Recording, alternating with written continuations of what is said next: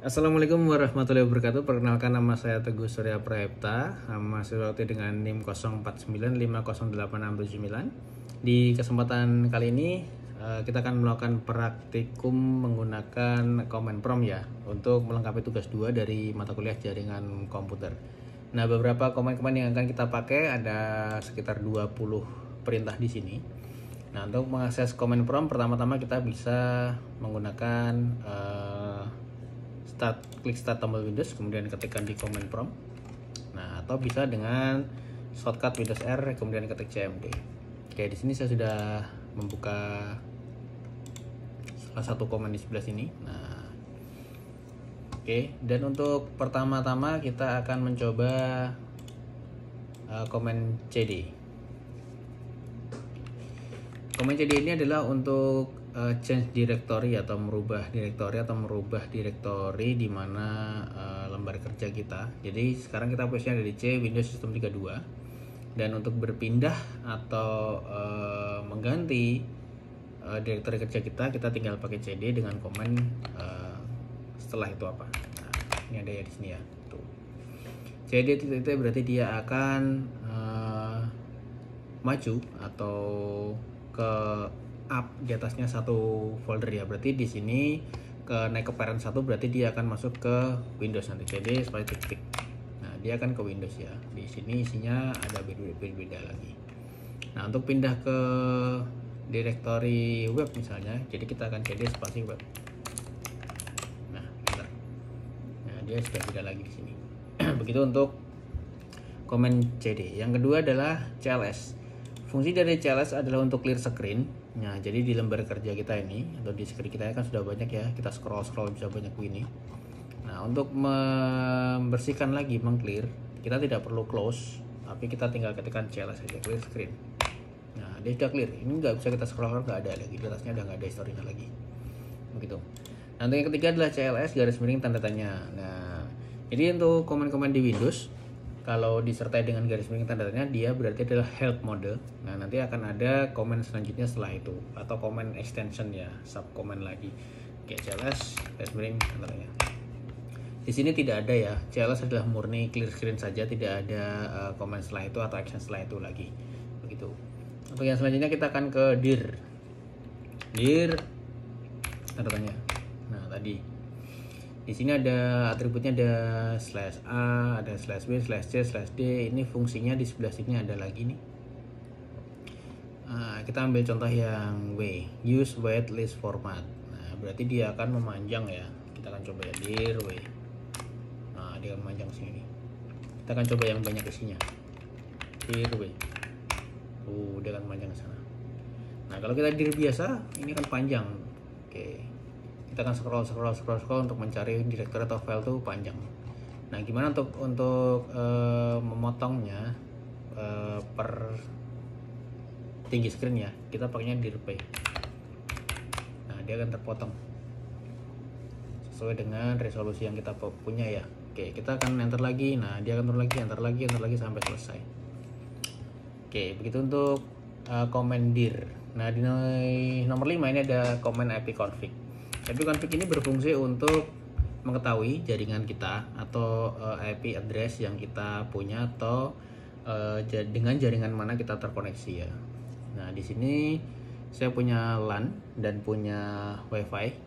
Nah, di sini adalah WiFi yang terkoneksi di komputer saya nih dengan IP 10.9.8.2.0.3 dengan gateway-nya di 10.9.8.1 dan subnetnya di /24 atau netmasknya di 255.255.255.0. Nah, apa saja yang bisa dilakukan di ipconfig ini?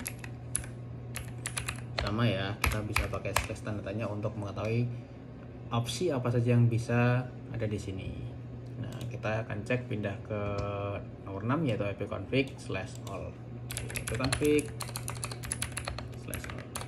Jadi /all ini di sini adalah display full configuration information. Jadi ini lebih detail lagi.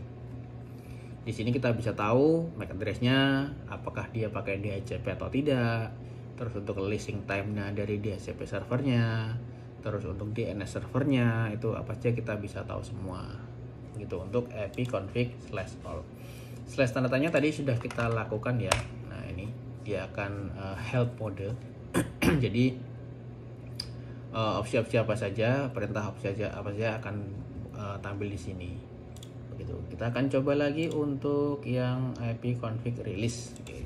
ipconfig release ini akan berfungsi melepaskan IP address yang kita punya. Nah, jadi konsekuensinya adalah dia akan disconnect ya. Jadi ini di sini ada wifi saya ini terkoneksi. Ketika kita akan release itu akan terputus. Oke, di sini ada lepas ya, sudah nggak ada lagi IP-nya. Dan di sini dia terputus. Nah, dia terputus ya. Kita harus konekkan ulang lagi dulu. Oke, apakah sudah terkoneksi? Kita bisa cek lagi dengan ipconfig. Belum. Kita akan coba lagi connect. Apakah sudah terkoneksi lagi? Oke, sudah connected. Kita akan coba cek lagi. Nah, di sini sudah tertera atau sudah terkoneksi kembali dengan IP yang saya dapatkan dari DHCP server, yaitu 10.98203. Nah, itu adalah fungsi dari ipconfig release. Kita akan pindah ke komen nomor 9, yaitu ipconfig renew. Fungsinya adalah apa? Untuk merenew atau mereset seluruh media jaringan kita yang kita punya ya, gitu ya. Config renew. Nah, kalau di sini bisa jadi dua ya.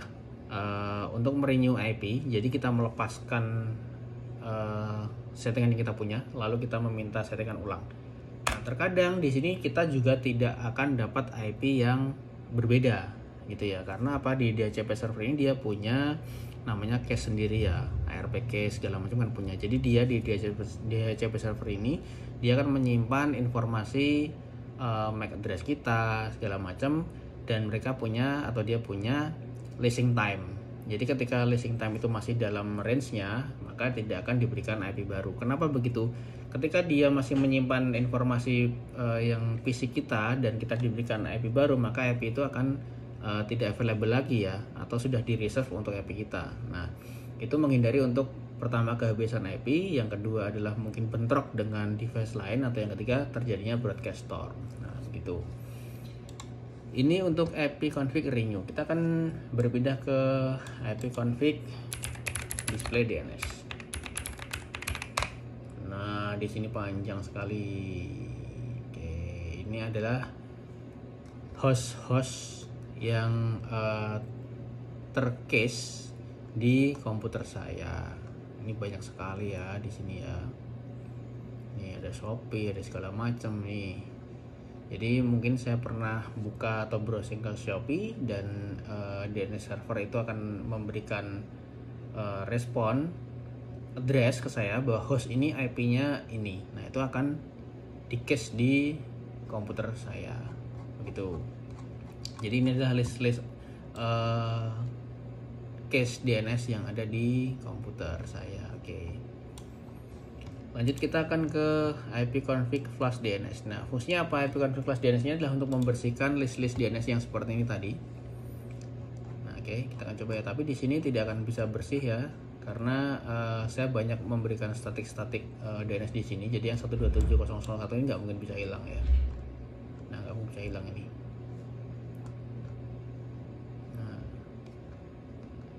Nah, mungkin yang Shopee ini akan hilang.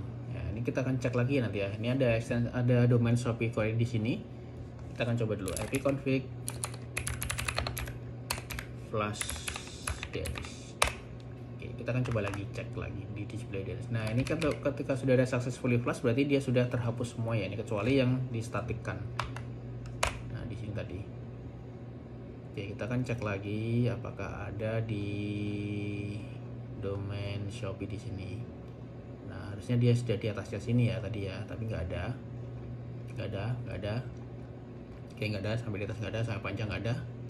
Oke, nggak ada ya.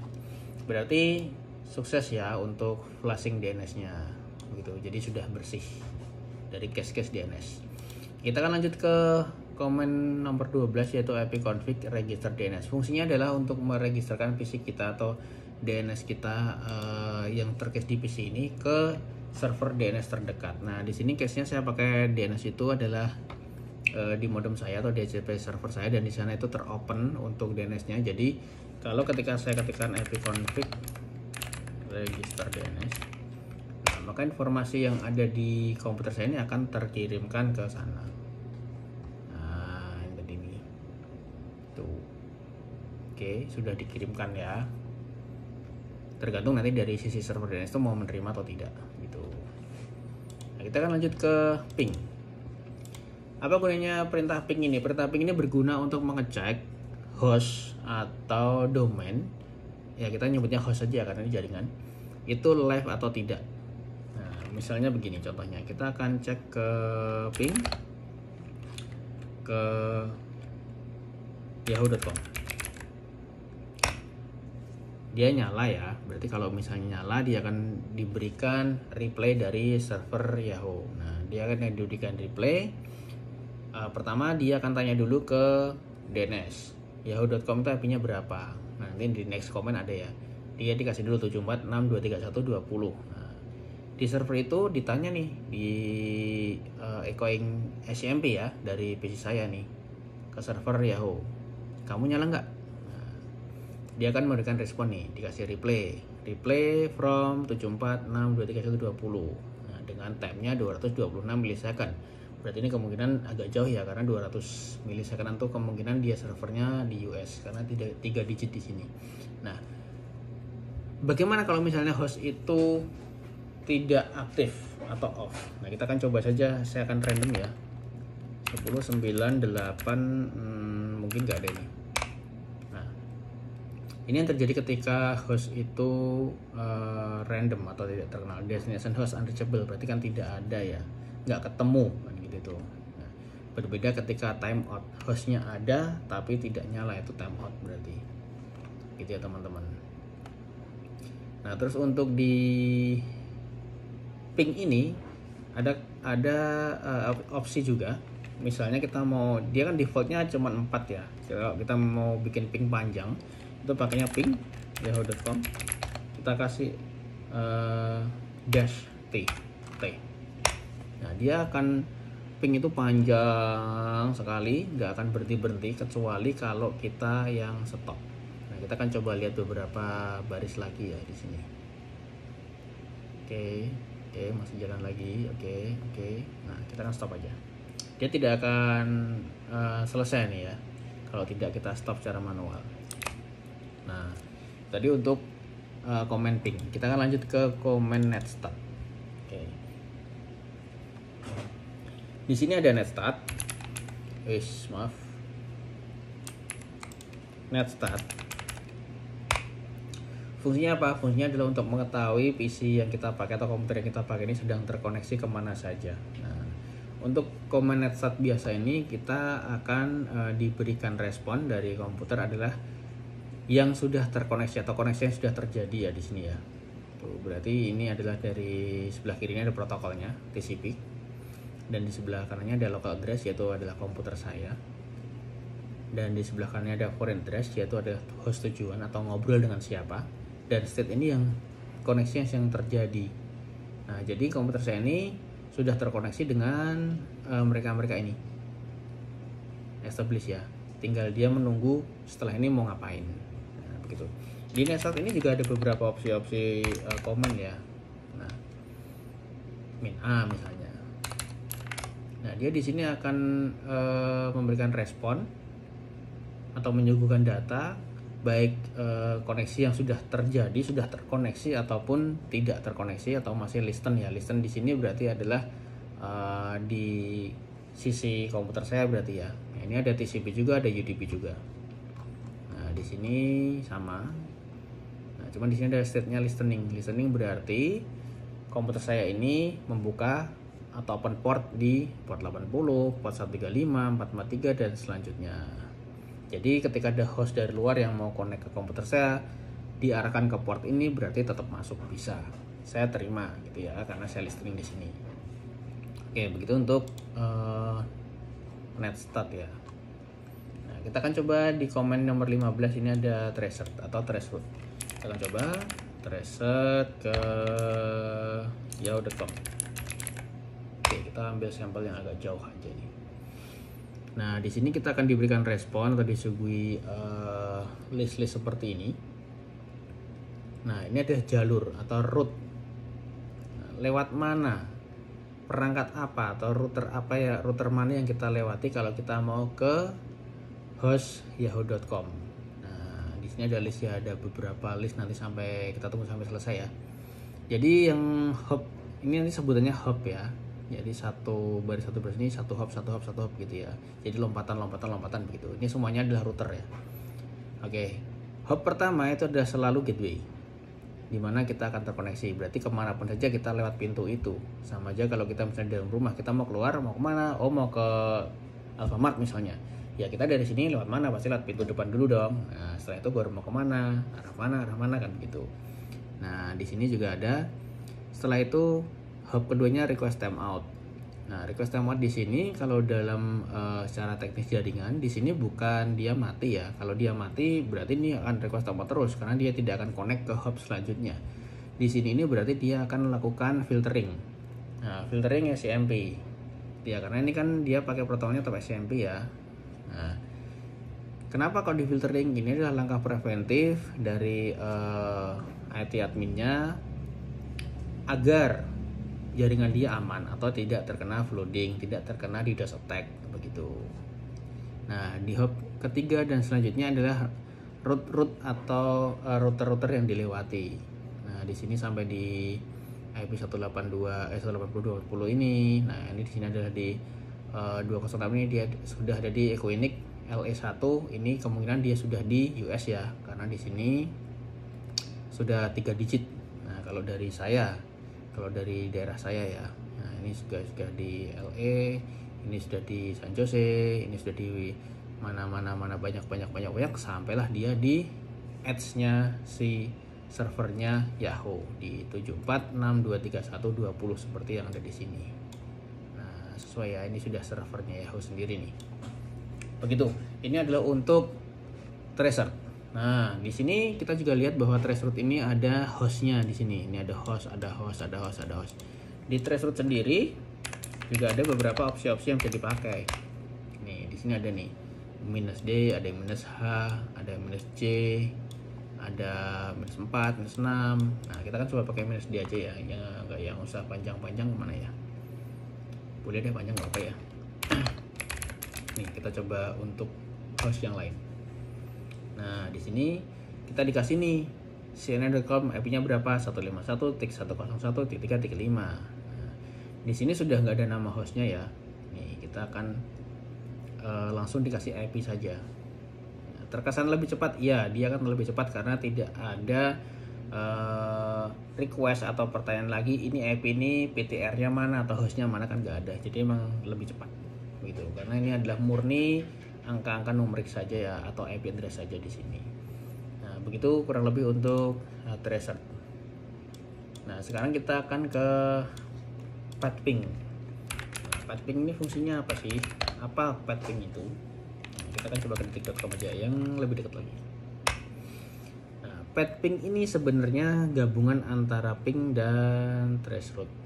Jadi langkah pertama akan dilakukan dulu untuk traceroute. Nah, lewat jalur mana? Nah, yang kedua dia akan mengkalkulasi atau lakukan ping ke servernya.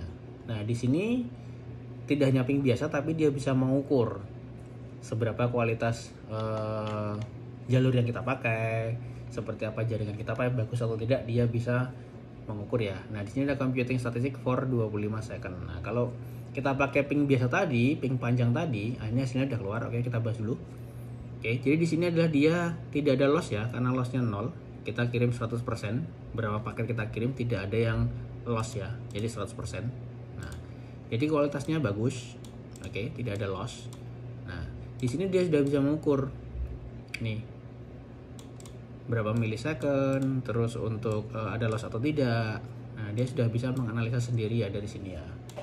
Nah, ketimbang kita lakukan ping biasa seperti ini tadi. Oke. Kita lakukan ping biasa seperti ini. Nah, ping panjang. Ketika nanti ada lossnya kita nggak bisa mengukur berapa persen. Kita harus manual ukur. Nah, begitu untuk path ping seperti itu. Dia adalah gabungan antara traceroute dan ping.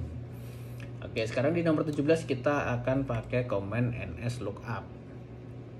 Oke, command nslookup. Apakah command nslookup ini untuk apakah? Nah, nslookup ini tadi seperti ini tadi teman-teman. Kita katanya nih nslookup detik.com. Dia akan ada jawaban, di situ adalah addressnya ada dua ya, 103.49.221.221 dan 203.190.242.211. Nah, fungsinya adalah nslookup ini dari komputer ini akan bertanya ke DNS server. Di kasus ini saya pakai DNS servernya 1.1.1.1. Nah, dia akan bertanya, analoginya begini. Hey DNS server 1111 detik.com IP-nya berapa? Nah, dia akan memberikan atau mentranslatekan host ke IP. Nah, ini dia dikasih ini detik.com IP-nya adalah ini. Nah, di case ini juga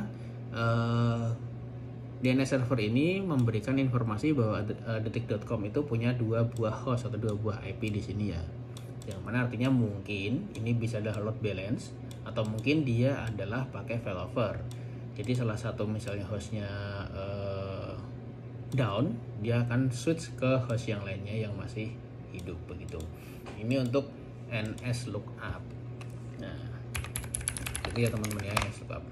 Nah, di sini nslookup single command ya. Nah, dia cuman modenya saja. Oke, kita akan lanjut ke netsh. Nah, netsh ini fungsinya apa sih? Oke. Nih netsh.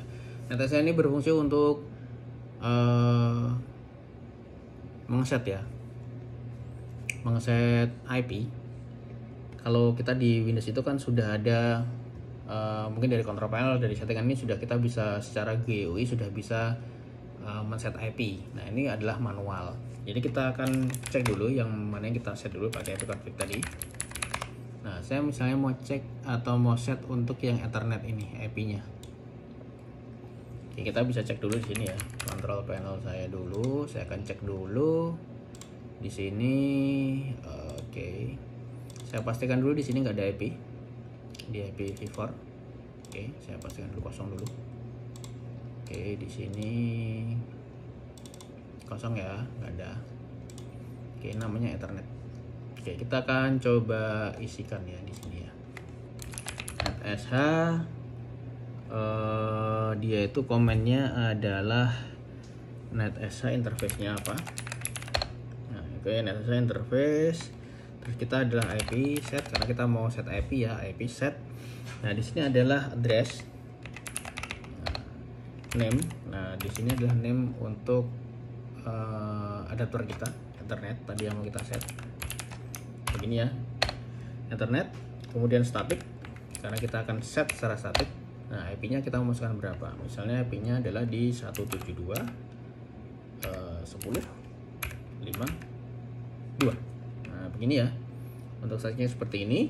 Dan kita juga akan langsung masukkan ke subnetnya ya, 255.255.250. Oke. Nah, kita enter kosong berarti dia sudah berhasil masuk ya. Kita akan coba cek di sini tadi. Apakah masuk atau tidak. Oke, ini adalah yang Ethernet ya. Nah, ini masuk ya sesuai ya.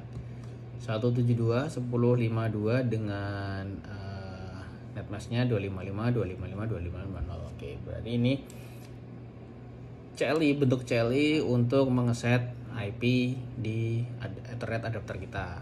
Gitu. Oke, kita lanjut lagi ke komen selanjutnya yaitu di root. Oke. Di sini ada root. Apa fungsinya root ini? Jadi root ini adalah untuk menampilkan routing table yang ada di komputer kita, ya, root print kita misalnya di sini. Nah, di sini ada nih root print. Oke. Ini adalah IP saya 10.9.8.203. Nah, dengan network di 10.980 dan dia broadcastnya di 10.98255 ya, berarti saya pakainya subnet 124 ya. Dan default gateway-nya di 10.981 karena saya terkoneksi hanya di single router. Kalau misalnya saya terkoneksi di 2 router, makanya di sini akan ada double gateway yang connect. Gitu, tentunya dengan IP masing-masing. Oke. Nah, bagaimana caranya kita misalnya mau menambahkan root di sini ya? Nah, kita kan tinggal perintahkan saja di root add. Nah, di sini ada root add itu ada, kita langsung tambahkan saja IP-nya ya. Misalnya di satu kita akan lari ke 192.168.200.0 0. Nah, ada maskingnya di 255.255.250 misalnya gitu. Nah, di sini kita juga bisa menentukan gateway. Jadi gateway-nya dalam kasus ini karena saya tidak terkoneksi di dua router, jadi nanti tetap ininya hostnya akan dead ya teman-teman, atau tidak bisa dipakai karena dia dianggap tidak connect ya. Kita akan pakai ini aja. Sebentar, root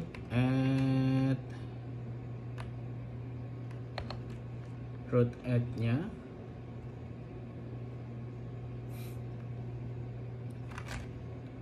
ini ya. Nah, oke. Ini dia ada gateway-nya ya. Oke. Nah, di sini akan ada routingan baru atau routing table-nya akan tertambahkan satu di sini ya. Ini 192.168.200 ini. Dia akan melewati gateway di 10.1.1.1. Nah, jadi kalau misalnya saya terkoneksi dari dua router, satunya gateway-nya di 10.981 dan 10.1.1.1. Nah, kalau saya mau menuju ke IP yang 192.168.200 sekian dengan subnet /24, maka dia akan lewat ke gateway yang 10.1.1.1 gitu. Jadi ini adalah fungsi untuk routing di sini ya. Jadi route print akan ada di situ tadi. Misalnya route add, dia akan menambahkan masukan ke routing table. Apa yang terjadi kalau kita route delete? Ya, dia akan mendelete 192.168.200 0. Pakai masking ya.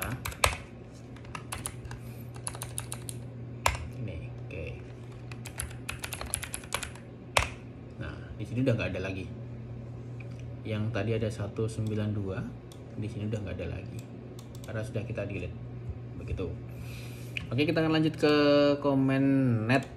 Nah, ini adalah komen terakhir yang kita akan pakai praktek ya. Jadi di sini kita bisa melihat net user. Ini adalah fungsi workgroup ya. Jadi net user ini adalah user yang memakai akun memakai PC saya atau terregister di komputer saya. Jadi ada user siapa saja yang boleh memakai atau bisa menggunakan komputer saya di sini ya teman-teman ya. Ini adalah perintah net. Nah, perintah net ini dipakai untuk apa saja? Perintah net ini sebenarnya banyak yang dipakai, cuman terkadang untuk sekarang ini tidak bisa dipakai karena dia kena firewall ya. Jadi semakin canggih Windows di sini juga semakin juga canggih juga cara untuk membobolnya, baik juga untuk security yang ditambal-tambal. Makanya perintah net ini sangat jarang-jarang digunakan ya, karena memang sudah banyak yang port sudah terfirewall begitu teman-teman. Nah, ini juga bisa melihat untuk perintah atau komputer-komputer yang sedang terhubung. Misalnya di open network itu, misalnya saya ada beberapa komputer terkoneksi, mungkin di sini bisa terlihat ya, di sini nih bisa terlihat siapa saja yang terkoneksi. Nah, di sini kan ada kan begitu. Jadi perintah net ini kemungkinan sekarang juga sudah jarang dipakai karena masalah firewall begitu. Nah, kita akan coba nettime ini. Nah, dia nggak bisa menemukan time servernya karena memang saya di sini single ya, nggak ada komputer lain terkoneksi di sini, atau tidak ada komputer yang saya jadikan NTP, jadi tidak bisa berjalan komen ini. Oke, begitu kurang lebihnya untuk praktikum jaringan komputer untuk melengkapi tugas 2. Kurang lebihnya saya minta maaf. Terima kasih sudah menyimak video ini. Akhir kata, wassalamualaikum warahmatullahi wabarakatuh.